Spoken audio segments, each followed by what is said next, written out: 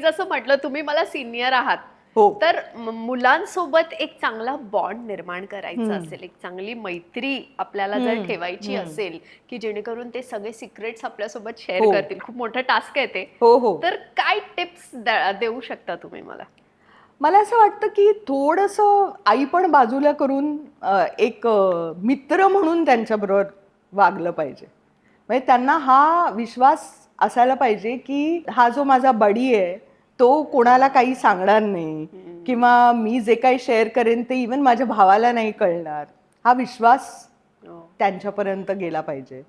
दुसरी गोष्ट म्हणजे हे एक निर्णय राणाजींनी आणि मी अगदी ठरवून केला होता की दोन्ही मुलांमध्ये अजिबात तुलनात्मक कधीही बोलायचं नाही.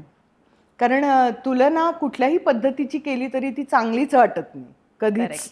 यु नो, जरी आपण चांगली काहीतरी गोष्ट सांगत असलो तरी एका मुलाला असं वाटतं की त्याला जे चांगलं सांगितलंय ते आपल्याला खरं म्हणजे हवंय, आणि आपल्याला जे चांगलं म्हटलंय ते काही एवढं किमतीचं नाहीये. कुठेतरी ती कंपॅरिझन त्यांच्यामध्ये ती सिबलिंग रायव्हलरी असते.